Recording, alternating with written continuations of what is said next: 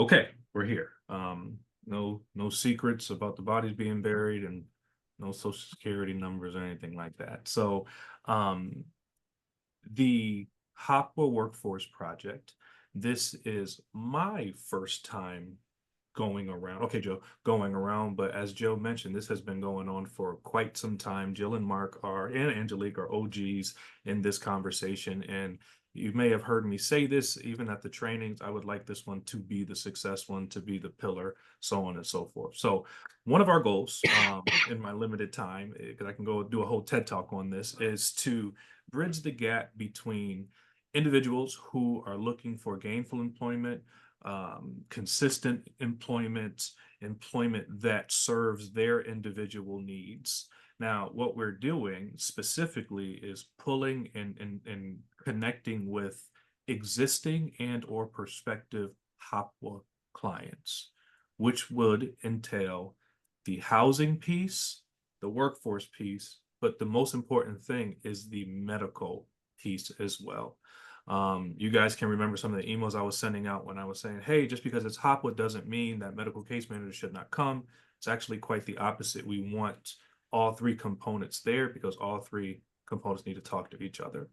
Another aspect to this workforce project that really separates us from other ones is you do not need to be ready to start your job today. And that's something that Mark and Jill really opened my eyes to, because what we wouldn't want is a person to say, oh, well, I'm not ready to work yet, so I'm not going to come. That's really not the message we're putting out there. We want folks to see if working works for them. Everybody might not want to work. Oh, go ahead, Erica. I just want to add on to what you're saying at whatever point when you're finished. I just want to add on to it. Okay.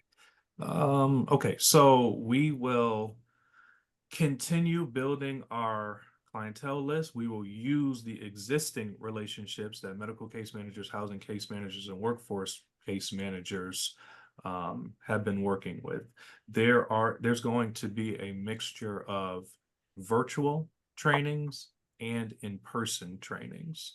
Unless Mark and Joe have anything to contribute to that, I don't see an issue with having the same topics for the virtual ones at least.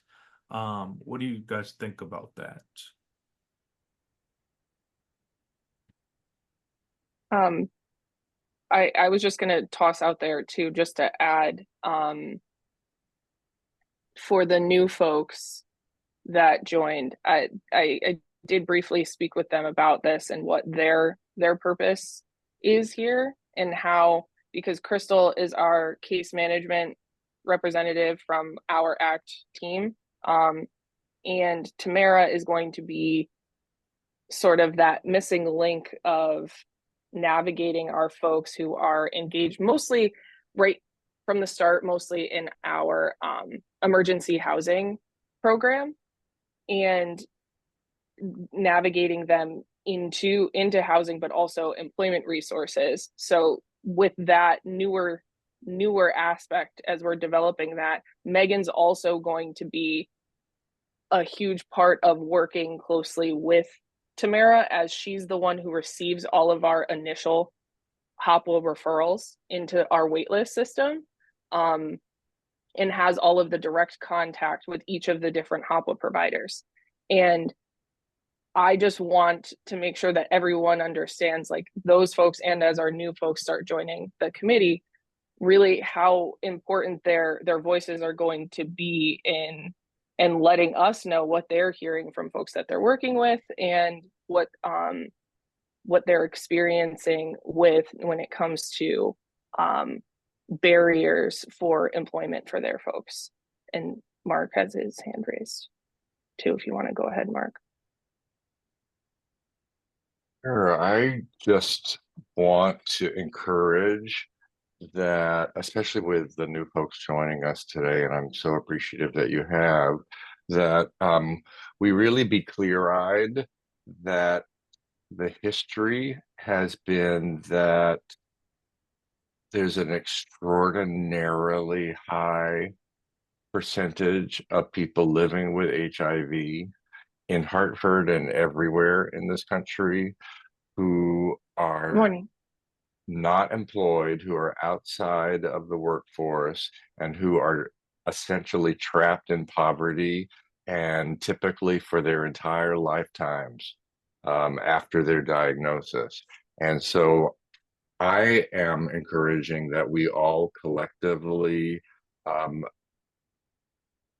consider this project a systems change project, because ACT, as well as every other HIV organization across the country, has invested very little in actually encouraging and supporting people living with HIV to understand their options, to under, to understand the challenges and concerns related to employment, the challenges to staying housed and um, having health coverage and basic economic security, and getting outside of the entrapment of the poverty that is related to having a disability and to um, being somebody who is a person of color, person coming from the LGBTQIA plus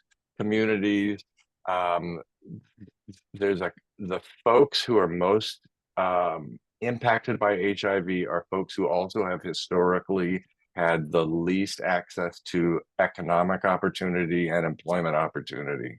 And the HIV service system has not determined that they have had a role to play in intervening in the poverty and the marginalization of the communities most impacted by this. And so ACT has taken a leading role to try to make change, but it really needs to be clear-eyed, understood with clear eyes as a systems change process. We're not just going to try to get viral load suppression and leave people in the circumstances where they are to potentially put any potential cure of HIV and then vulnerability to every other health risk.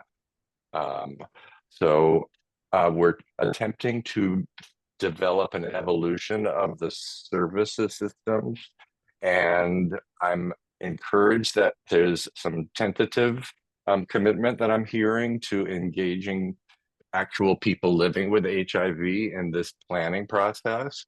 I think that there's some great ideas and commitment that's demonstrated so far, but I think we need to be very open about the problems that we've seen in this project historically and really talk about them openly and discuss how we can actually move forward. I absolutely hope to be a member of the team that is supporting the best possible responses to people who come to us and say, I need and want help with employment, but we're actually looking to make a change in the service model to more of a rehabilitation and recovery model for people living with HIV, so that all people living with HIV are having ongoing access to encouragement and support to consider the fullest possible range of options that could be available to their lives. And that hasn't been a priority in the HIV services system, not just in Hartford, but anywhere. And so that's us. Angelique and Erica met with me a few weeks ago. Erica mentioned that I was out of town when we had that meeting.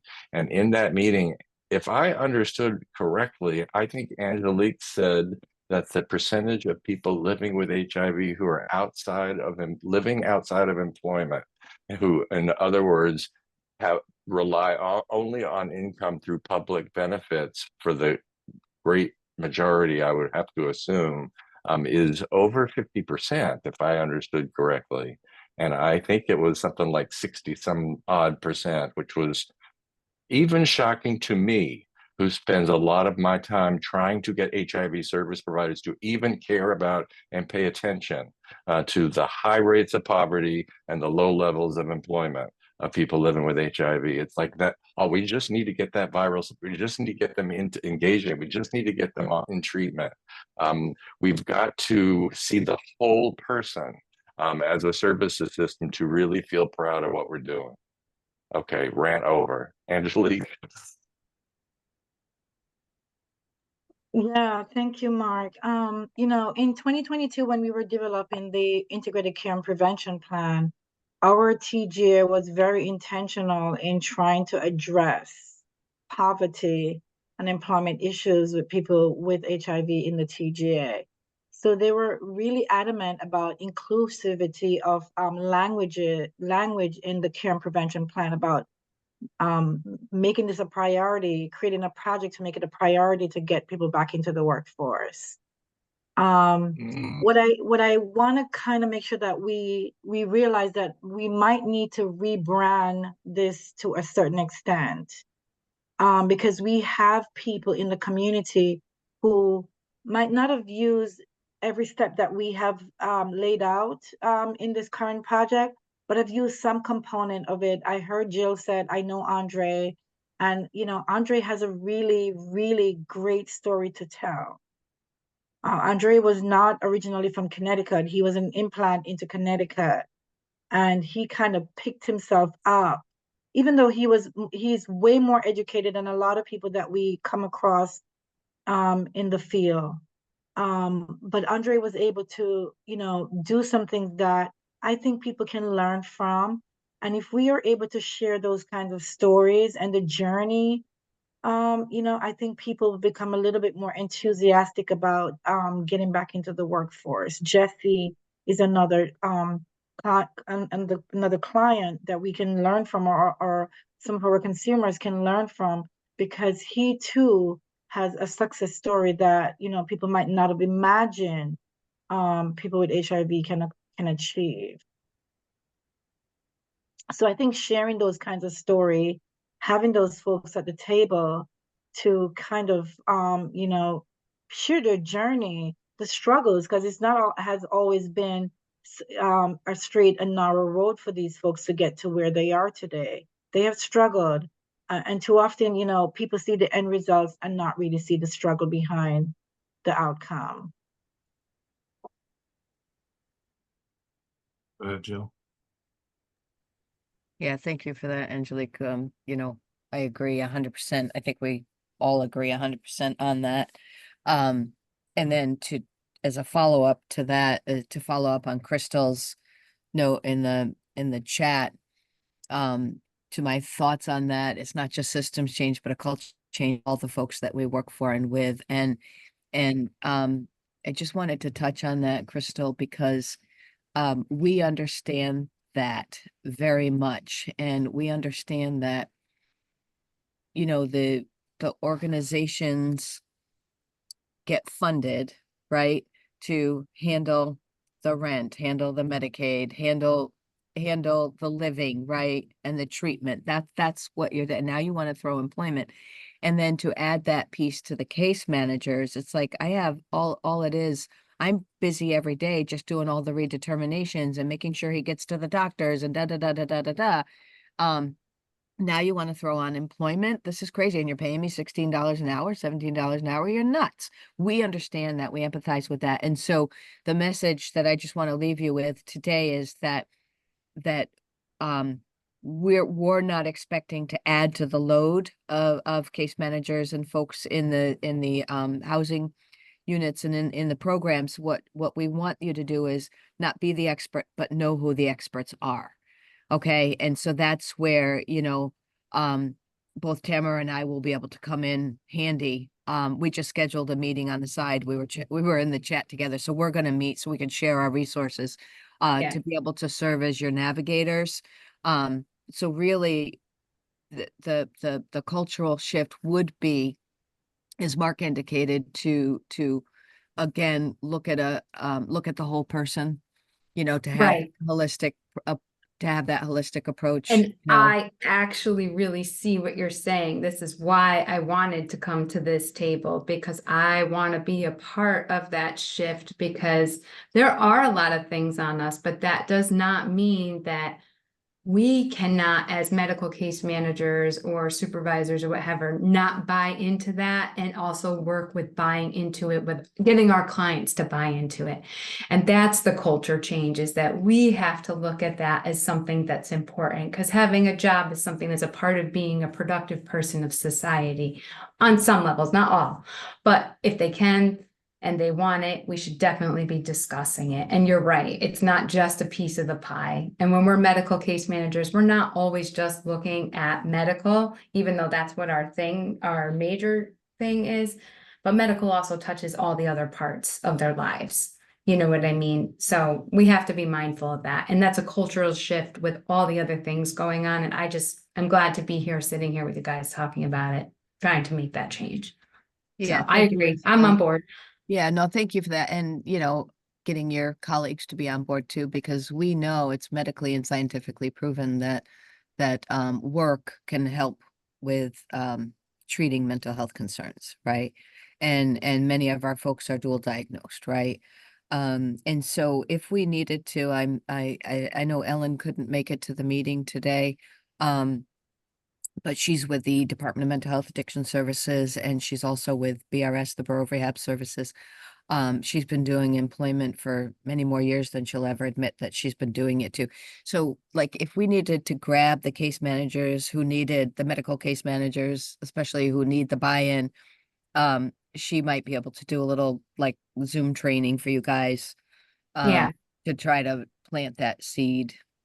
Well, it's also like, like when you talk about readiness for change for substance use, readiness for change in terms of staying in poverty, not staying in poverty.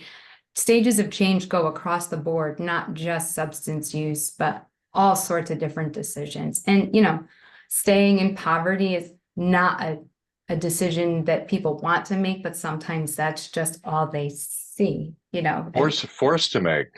Yeah. Exactly. Our systems force people.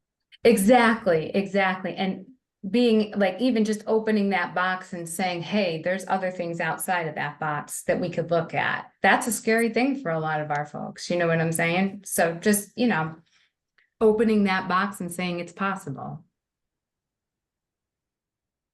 Fear and the challenge of being hopeful are such powerful influences and are entirely reasonably felt. And so that's why I see the challenge as being across a broader spectrum than just the folks at that one piece of the spectrum who've already gotten past all of that to the point of communicating, I'm ready to go, I need to do this, I want to do this. That's the above the ocean, but the whole iceberg under the ocean is so much larger. Of that is all of what that represents the large number of folks who simply haven't gotten enough information, encouragement, support, related resources to get to that readiness. So it's developing that hope and developing that readiness, a huge piece. And looking at all of the ways that all of the messages we send and all of the realities of the resources that may inadvertently possibly encourage people to feel fearful or hopeless. Andre and Jesse's stories are both really helpful in making clear how that profound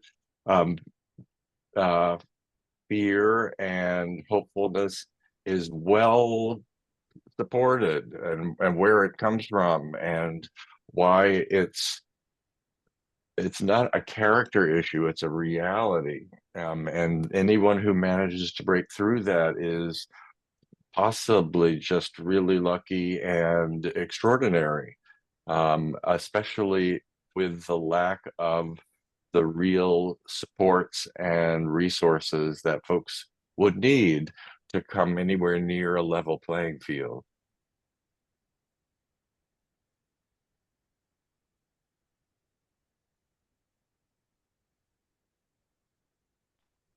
I think that our conversation is really highlighting a challenge or an opportunity, depending how you want to look at it, of this project, which is number one, there's a great opportunity for doing work within the services systems. And it's both within internally within the HIV related services systems, the housing related services systems, but also through linkage and cross training with workforce development, with vocational rehabilitation, with legal services, with benefits advisement, with training and education. But also, there's an entirely different combination and continuum of care related to these opportunities and objectives that are needed for people living with HIV. And so I do want to, I still remain very hopeful that we're not just talking about making a change in Hartford only for people who are currently receiving a HOPWA subsidy or enrolled in HOPWA, but that we're actually talking about an initiative that is for people living with HIV in Hartford across the board. I think because we can't use Ryan White funding to do any of this work. We had to be able to spin it in a way that it looks like we're just addressing those people coming to our emergency housing system. But all our case managers have informed that this is the task that they all have to take on in terms of referring and linking individuals. So we have a site visit coming up, and we want tomorrow, when if AC is a site selected for HRSA to visit, to be able to articulate it in a way, if asked, that it doesn't look like we're using Ryan White funding to do employment initiatives. So that's why we kind of coil it the way that we did, without drawing the HRSA attention to it. But every single one of our case managers, because we are not only just the recipient for Part A, we are the subrecipient for Part B, and we have 8 subrecipients under that funding stream. We're also the recipient for the prevention program. So at some point, you know, those folks will be pulled into the fold as well for when they do have clients who are HIV positive who might not be in care. They can also advise them and direct them to Tamara as well in the future. So it's just a matter of language and disguising it to make sure that we don't get into any trouble on the federal level. So for everyone else, in case it hasn't already become very familiar to you, Angelique is very delicately spotlighting the reality that I personally believe is a very large powerful driver of why even the CDC estimates 40% of people living with HIV outside of the workforce. You know, this far into the era of improved care and treatment. Ryan White, the policies of the HIV/AIDS Bureau at the Department of Health and Human Services in DC that defines what can and can't be done with Ryan White funds explicitly states that you cannot use Ryan White dollars to provide employment services or job readiness services. So there is no rational Ryan White grantee that's going to risk their funding being determined as used for disallowed purposes and possibly be taken away. So nationally, our system, you know, the Ryan White system really is the overwhelmingly dominant system of clinical and supportive care for people living with HIV, essentially the primary response to HIV in this country. And it has essentially stopped itself from developing muscles in the limb that would respond to employment needs. And that's where we're at. And so Angelique is remarkable, being right at the center of that system and trying to see what can be possible and done. and actors as well. We thank Cheryl immensely for opening up her pocketbook and really make this a reality for the area. Go ahead, Jill. Yeah, I just preach, Mark, preach. Um, um, I understand the way I read into that legislation is that, you know, sure, you can't send people out job developing, you can't put job coaches in place, you can't pay for training and that kind of thing. But it doesn't, to me, it doesn't dictate that you can't make a referral. And that's the piece that we're owning on, that we're labeling it as a referral and into another Right. avenue. Yeah. Yeah. Exactly. Yeah. So Oh, where Andre just where there's texted a me and will, said there's a that. way. I know. Andre just texted me and said that he's willing to be a part of the work group. Oh, good. Yeah. Awesome. Did Danielle say no, or has she just not responded to an invitation? We did not connect with Danielle about this yet. So I'm not Okay. sure where she's gonna land on, you know, I know she's very, very busy, but I also know that this is something that she finds important as well. So hopefully she'll be able to join us. So it Did was we still Danielle, Jesse, Natasha, and Juan, Natasha and Juan? Yeah. I who did were get part of that Juan's phone. panel. Yes, I got his phone number yesterday so that I can call him directly to talk with him about it. Awesome.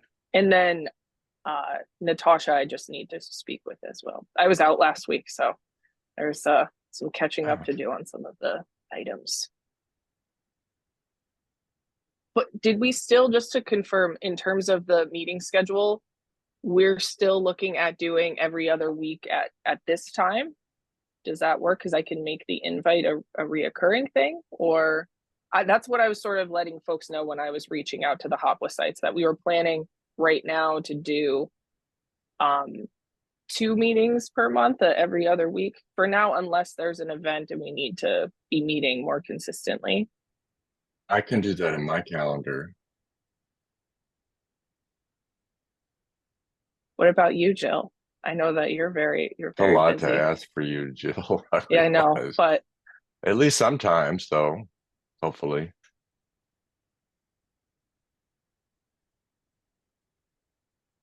Sorry, I had my calendar open and couldn't find the mic. I could do the 23rd. Good morning, everybody. Hey, Jesse. Good oh, morning. good morning. Good morning. I'm glad you could join us, Jesse. Thank you. A little late, but I'm here. Did you want to Awesome. introduce yourself to folks that don't know you? Oh, I'd be more than happy to. Well, I am Jesse, very tired Grant. I just bought a new house. Oh, congratulations. And that being said, you know, you work here, then you go home and you're still working. I'm Jesse Grant. I'm so glad to be here with you guys. I have an extensive background in the HIV field. I haven't worked in that field since 2001 in different capacities. Currently, I'm working here. I want to bring my skill set to a different population.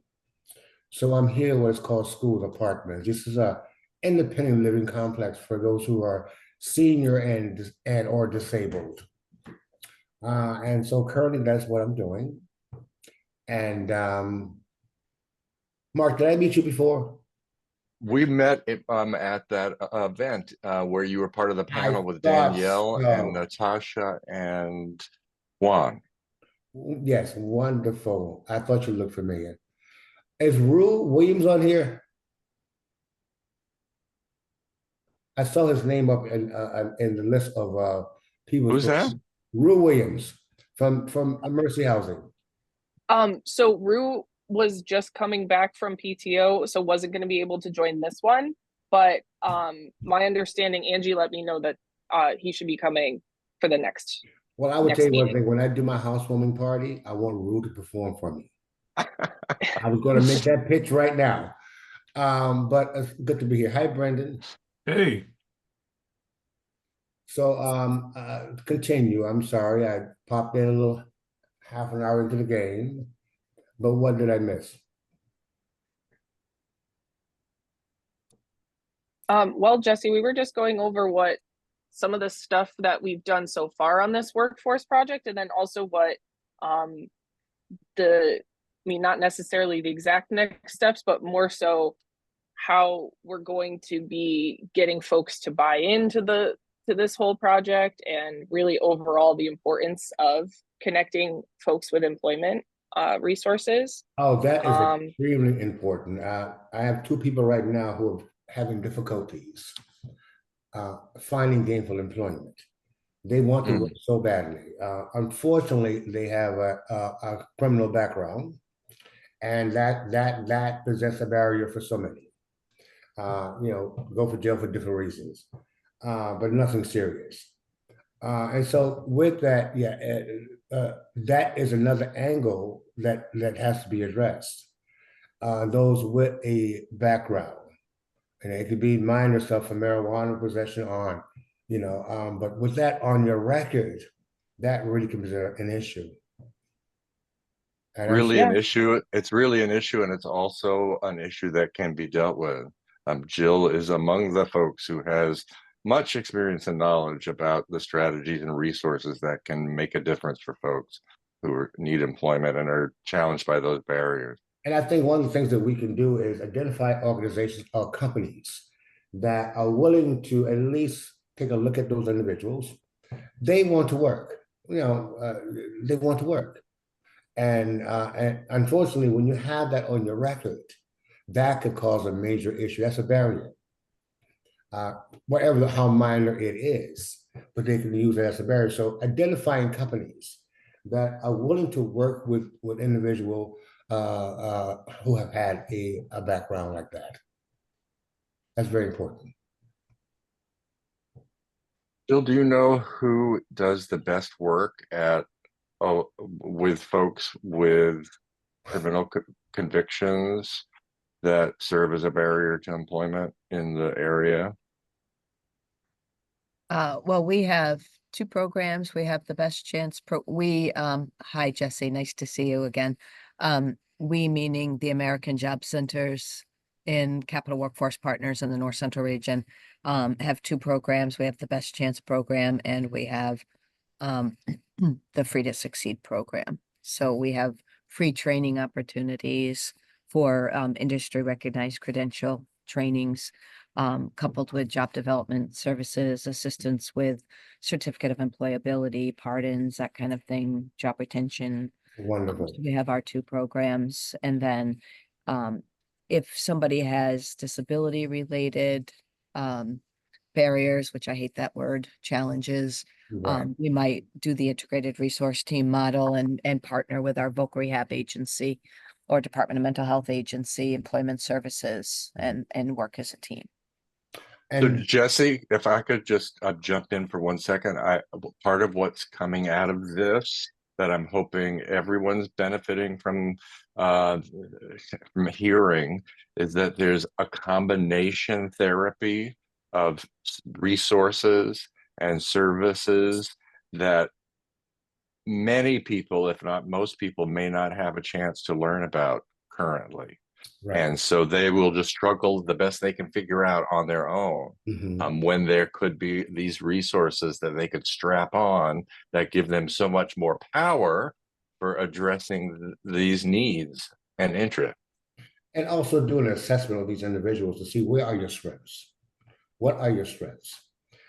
May it be working in certain environments, warehouse work or whatever they are. But I think understanding their backgrounds and strengths and then linking them with potential employers. I think that would, if we could develop something like that, where we are going and we're talking to employers, we want people to work and people want to work. And we don't want recidivism going back into the system. We don't want that. So we have to help them to gain gainful employment. I have a young man who was 32 years of age. He literally was raised in the foster care system from the age of 2. And you know, and he aged out. He didn't. There was no family member to take him in.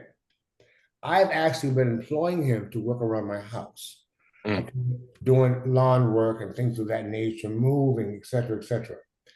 And he has a daughter that he absolutely adores, and he's begging for work, and he sends her whatever he can afford.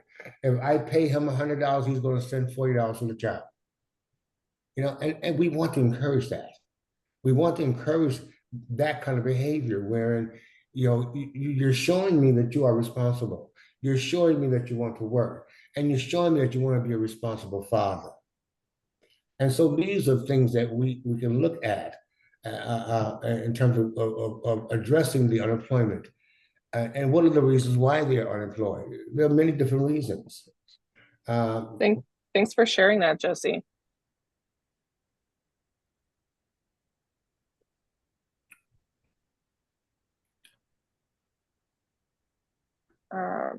I don't know if I'm frozen right now.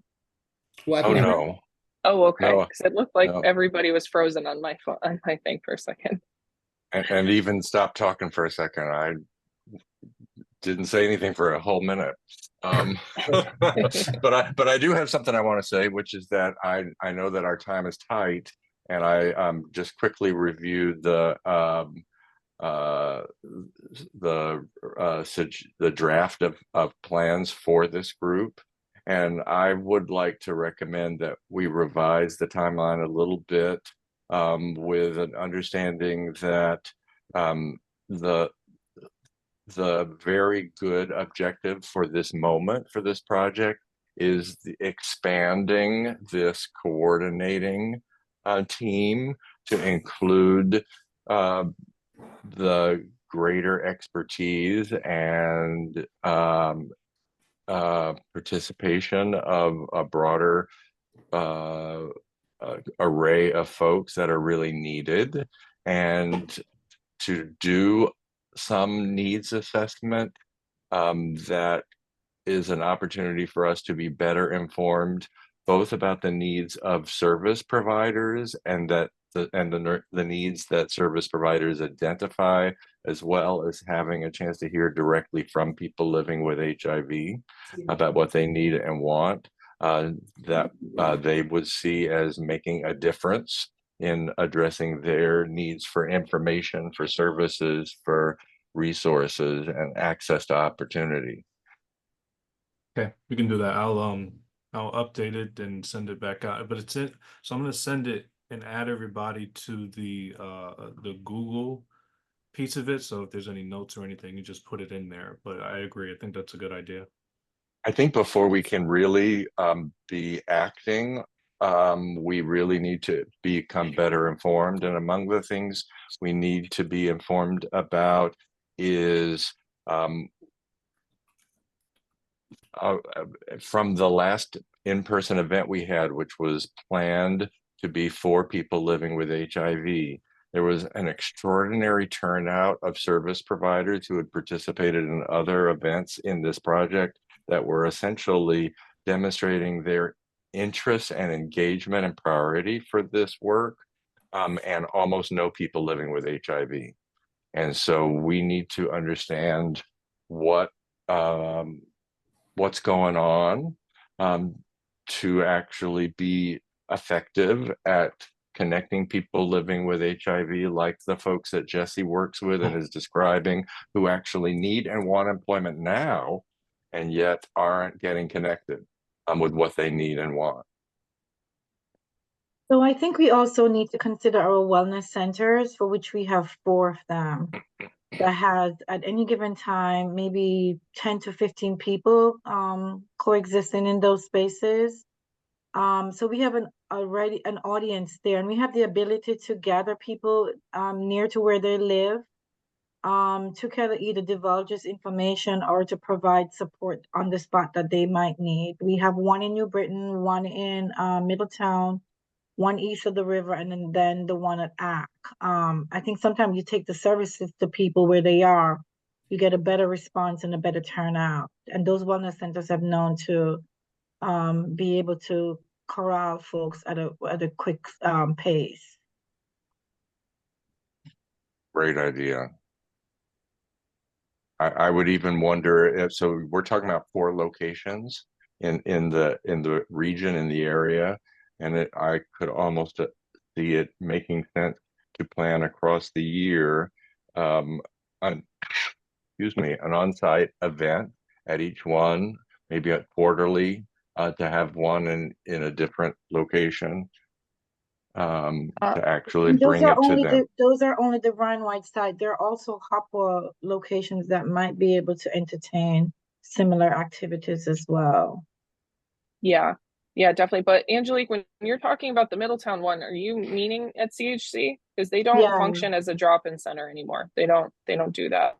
I mean, know, they still but do their group, but they have, during the group session, we could ask for space at one of the groups.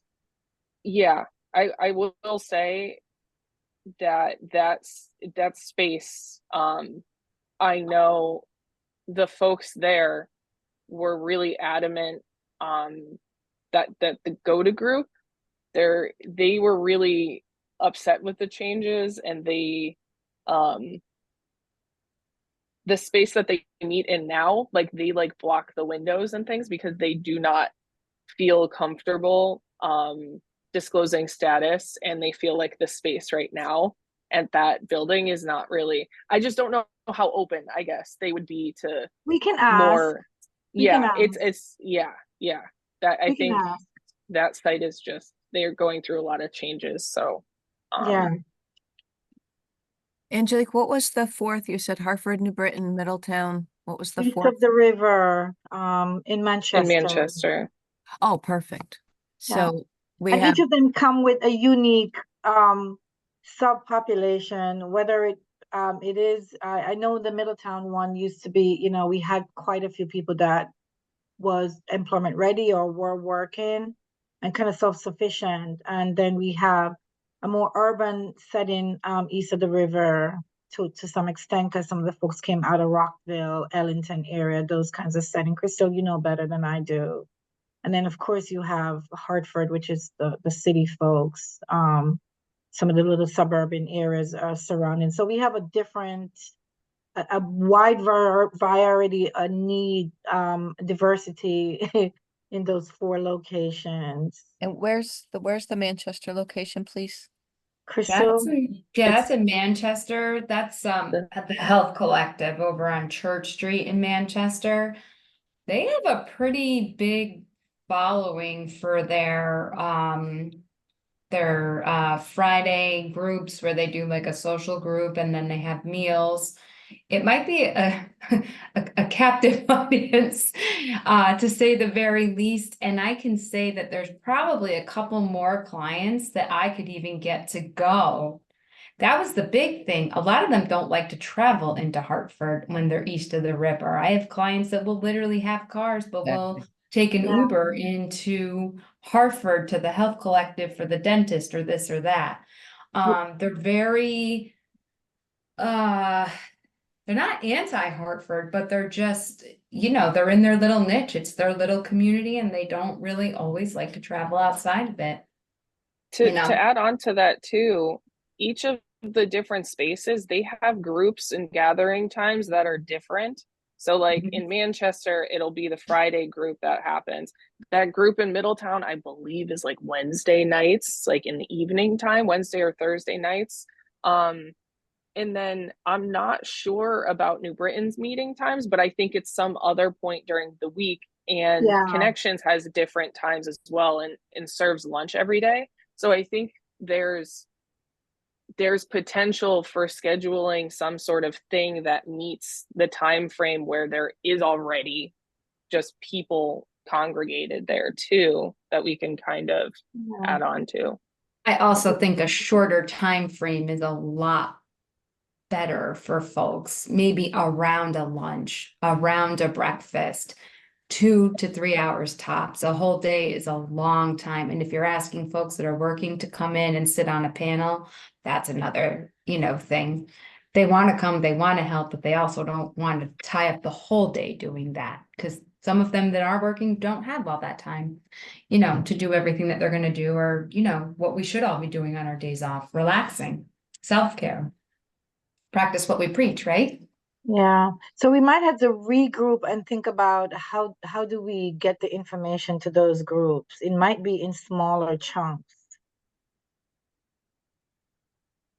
And my guess is that it's really going to require a variety of different modes, methodologies, formats. Because, for instance, New Britain might have more Spanish-speaking individuals than Middletown does or east of the river does. So those are nuances that we have to consider as well.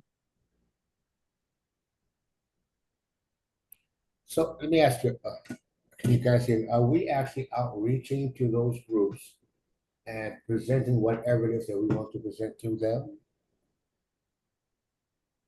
Yeah, I guess we want to give them the same opportunity that we would have given anyone else who might have gone through a case manager and might need to get back into, see the need to get back into the workforce. Information, referrals, meet with those groups. Yeah. Where they are. You don't need to spend a whole day with them. Just go there and do your presentation and talk about whatever it is that you want to deliver. And then probably have opportunities for people to approach you on a one-on-one basis so that their own individual pieces can be addressed and the myths can be debunked and stuff like that. Yeah, and again, meet with them, maybe do a little quick assessment of what their needs are, and then make the referrals accordingly. But if they want to work, we like outreach into companies.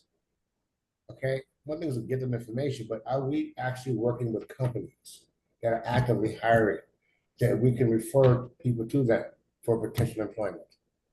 Jesse, I think you're spotlighting what I think is the most potentially the most important missing ingredient here, and that has been missing the relationship with the companies. Each of the times that there's been an attempt in Hartford to do an initiative like this, which is there's never quite been funding for an employment specialist whose job entirely is just to be informed and able to communicate and work with and counsel people living with HIV from the beginning throughout their process, trying to consider and seek work, and also be involved in developing outreach and relationships with employers and with community partners. Right.